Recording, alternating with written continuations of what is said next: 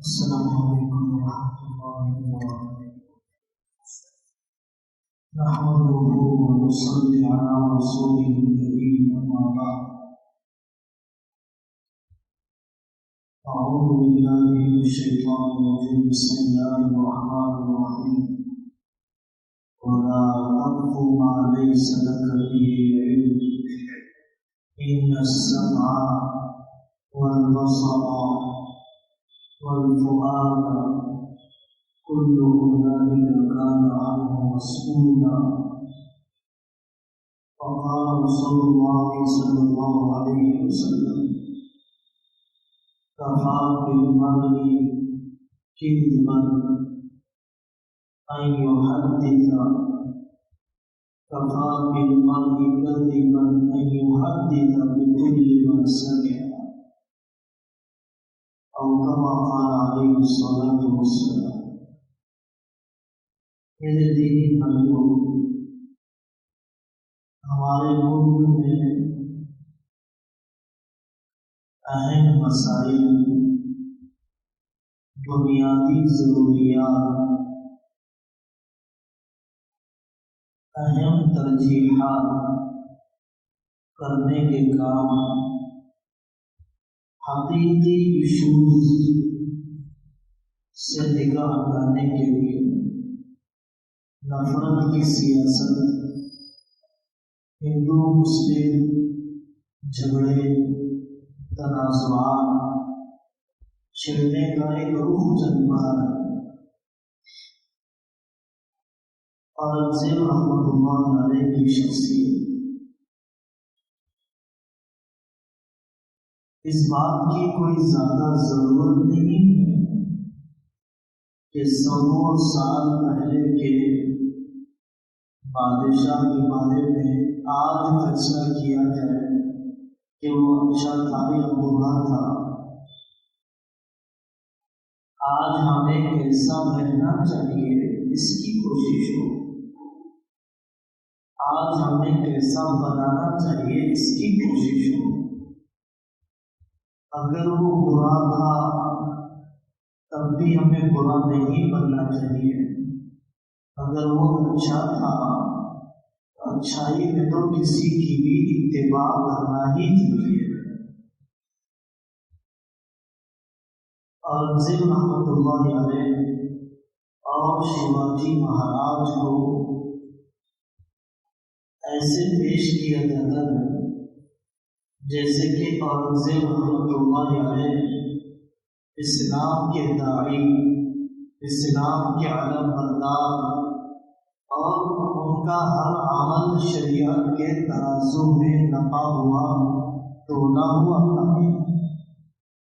اور شیواجی مہاراج ہندوؤں کے ترجمان، ہندو مذہب کے مکمل پابند اور ہندوؤں کے مکمل خیرخواہ تھے۔ ایسے بنا کر دونوں کو پیش کیا جاتا ہے۔ تاریخ کو بگاڑا جا رہا ہے، تاریخ کو بدلا جا رہا ہے، اور ہمیں اپنی تاریخ اور ہسٹری سے سچی واقفیت حاصل کرنے کا شوق نہیں ہے۔ پروپیگنڈے کی طاقت کو پوری قوت کے ساتھ استعمال کیا جاتا ہے۔ جدو ناتھ سرکار نام کا ایک بڑا مؤرخ گزرا ہے، وہ لکھتا ہے کہ مغلیہ سلطنت کے چاند کو، ہلال کو بدر کامل مکمل چاند بنا دینے والے اورنگزیب رحمۃ اللہ علیہ تھے۔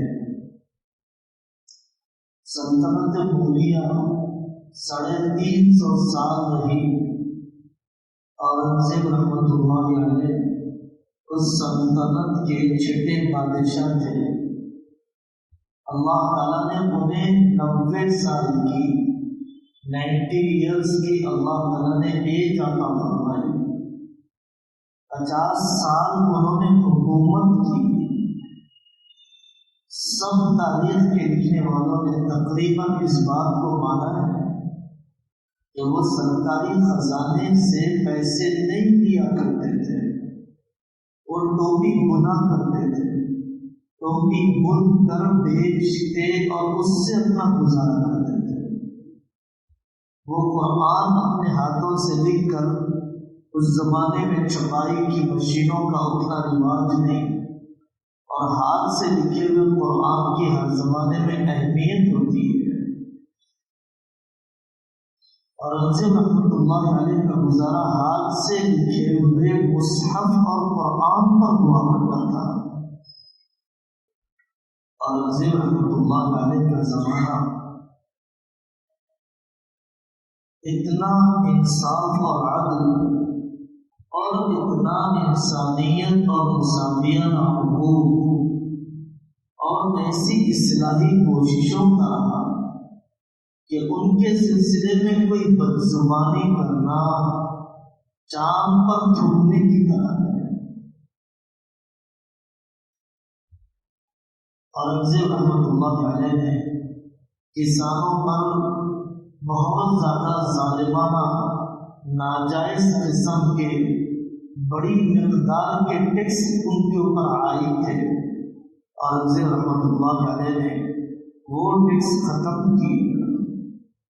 حکومت کی آمدنی ہوتی ہے، اورنگزیب رحمۃ اللہ علیہ نے اس میں بہت زیادہ جائز طریقے سے اضافہ کیا۔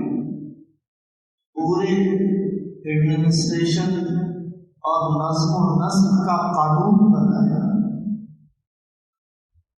عالمگیر رحمۃ اللہ علیہ سے پہلے ضابطہ تھا کہ جو بادشاہ بھی مرتا اس کی جائیداد آباد کا آنے والا بادشاہ ضبط کر لیتا، اس کے وارثوں کو نہیں دیتا۔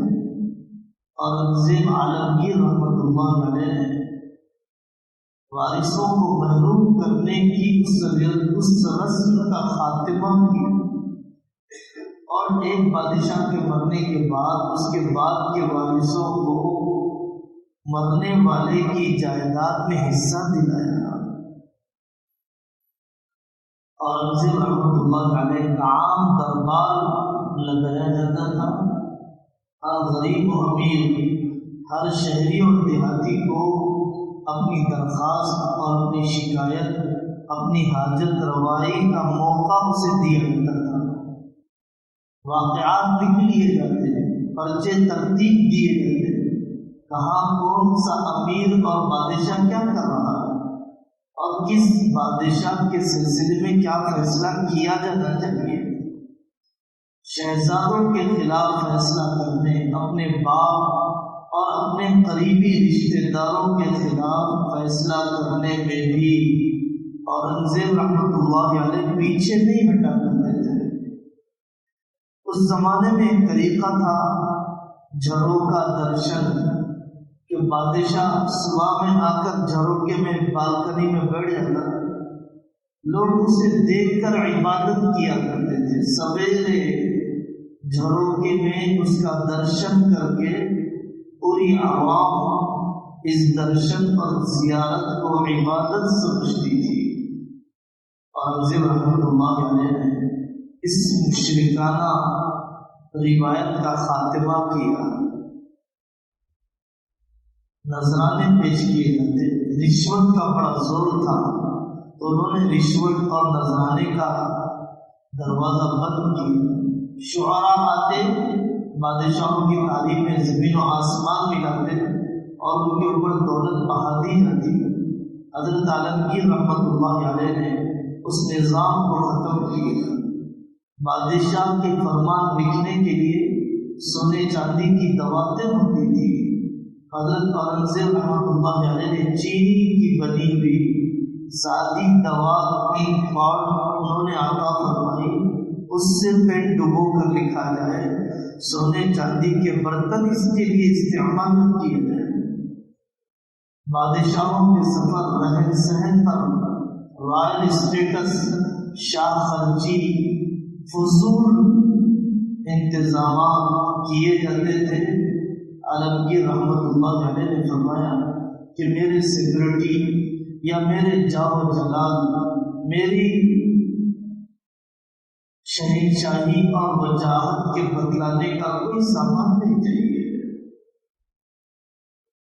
آپ نے ایگریکلچر سسٹم کو ڈیولپ کیا، پانی کے نظام، آبپاشی کے نظام کو آپ نے ترقی دی، شراب کا بڑا رواج تھا، شراب پر آپ نے پابندی عائد کی، بے حیائی، قحبہ زناکاری، پیشہ ورانہ زناکاری کا رواج بہت تھا۔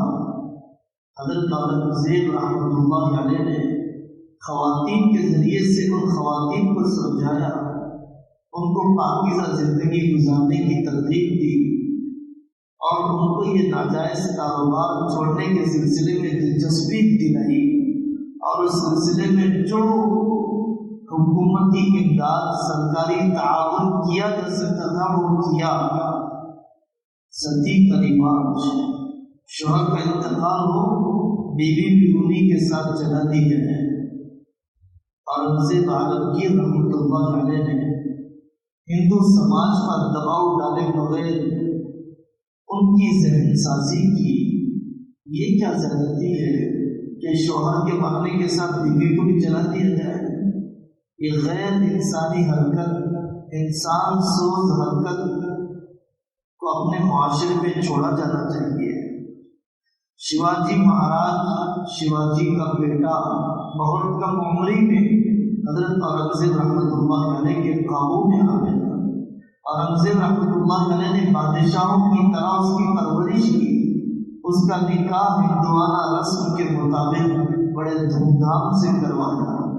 شیواجی مہاراج کتنی مرتبہ قابو میں آئے، اورنگزیب رحمۃ اللہ علیہ نے انہیں منع کر دیا۔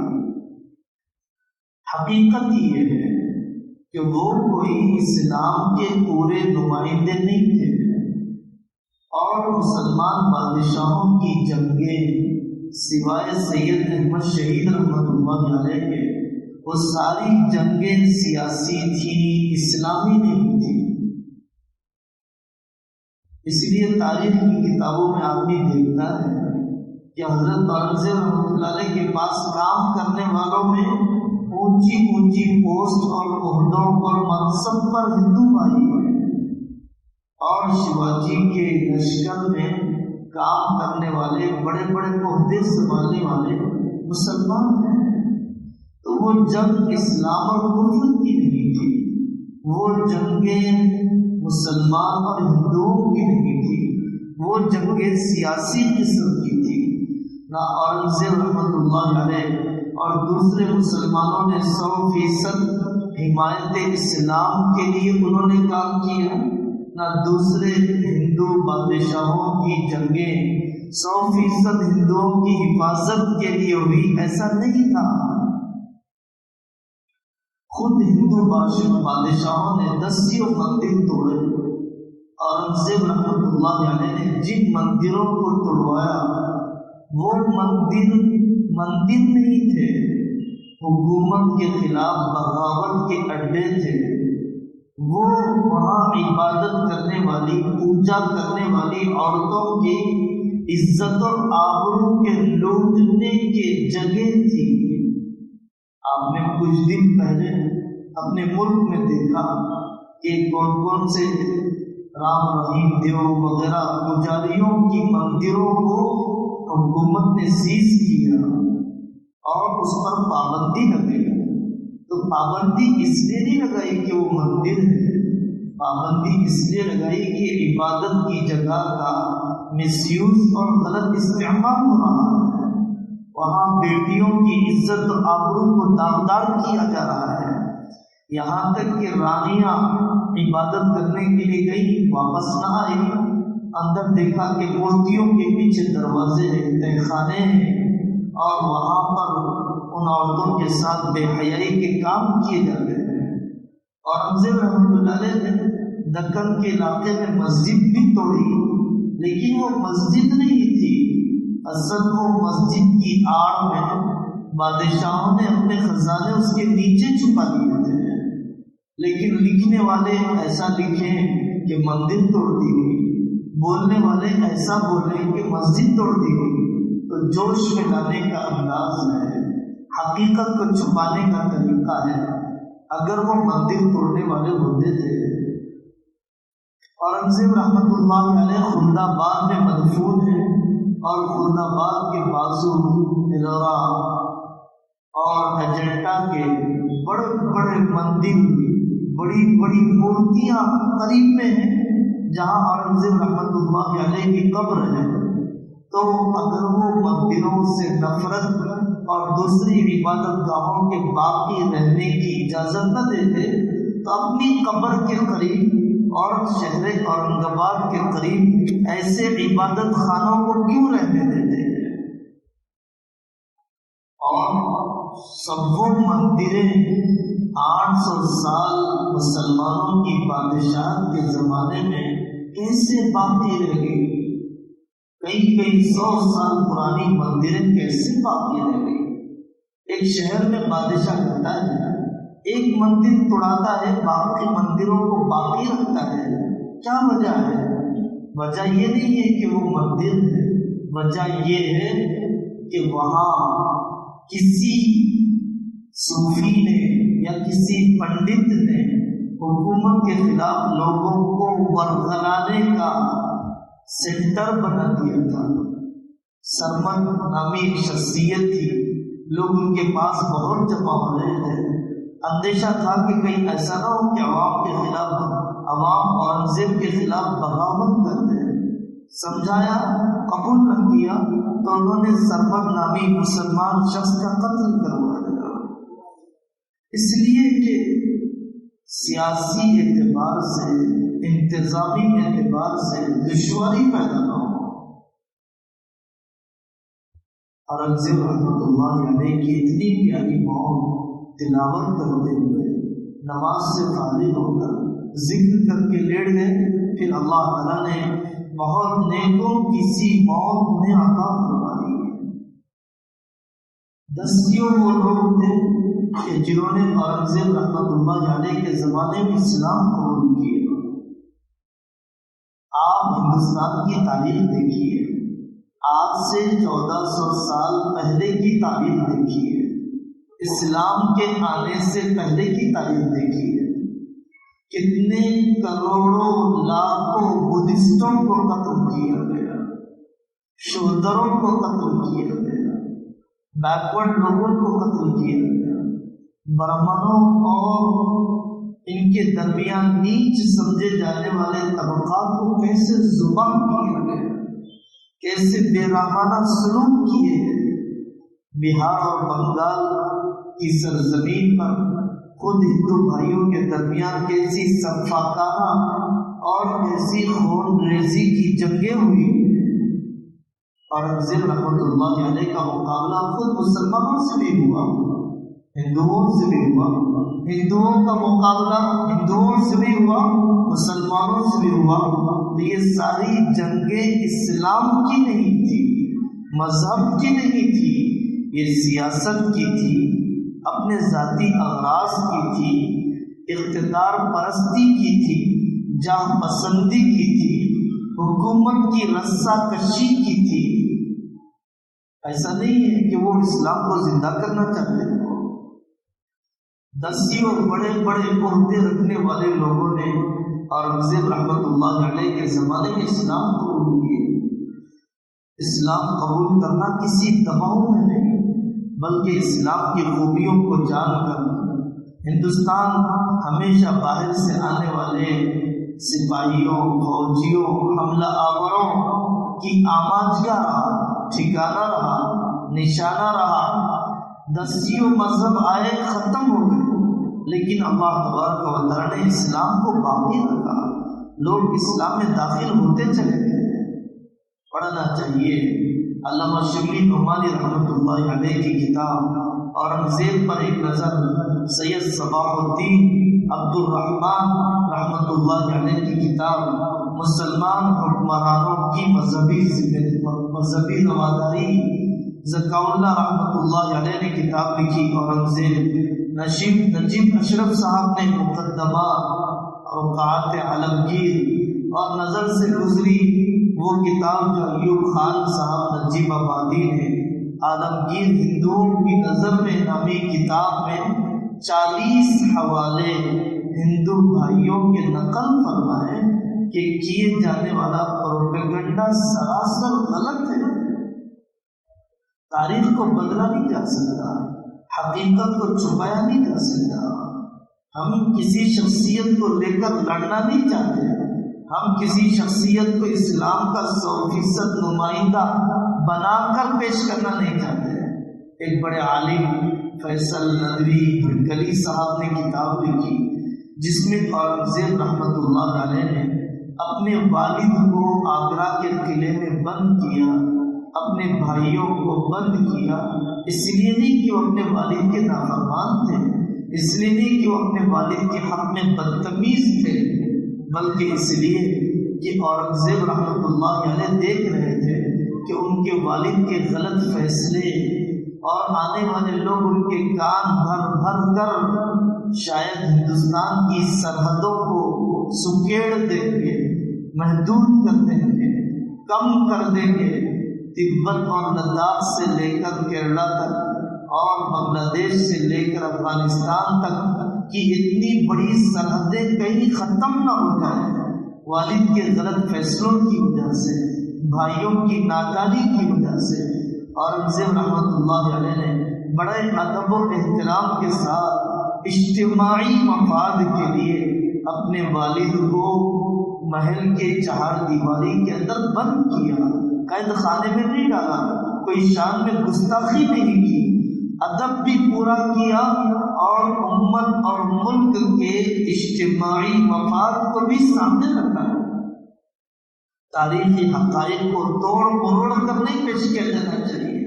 خیانت نہ کرے آدمی، ہر سنی ہوئی بات پر بھروسہ نہ کرے، آدمی کے جھوٹا ہونے کے لیے کافی ہے۔ اور قرآن نے کہا ان السمع والبصر والفؤاد کل اولئک کان عنہ مسئولا، کہ آنکھ اور کان اور دل اللہ تعالیٰ ہر ایک کے بارے میں پوچھیں گے، اور ان مردہ قبروں کے کھودنے کا اس زمانے میں فائدہ ہی کیا ہے؟ اس تاریخ کو بدل کر پیش کرنے کا مقصد کیا ہے؟ سوائے نفرت کا زہر چھوڑنے، سوائے ووٹ بینک مضبوط کرنے، سوائے سیاسی الو سیدھا کرنے، سوائے لڑاؤ اور حکومت کرو کی پالیسی اپنانے، ان لوگوں کو ایک دوسرے کے ایشوز میں مشغول کرو، ہم خزانے لوٹتے رہیں، بے روزگاری بڑھاتے رہیں، دھاندلیاں کرتے رہیں اور عوام الناس کو مذہب کے نام پر لڑاتے رہیں تاکہ ان کی نگاہ اصل مسائل پر نہ پڑے۔ اللہ تعالیٰ ہمیں اپنے بڑوں کی تاریخ کی سچائیاں جاننے کی توفیق عطا فرمائے، آنے والی نسلوں تک پہنچانے کے لیے قبول فرمائے۔ وآخر دعوانا ان الحمد للہ رب العالمین۔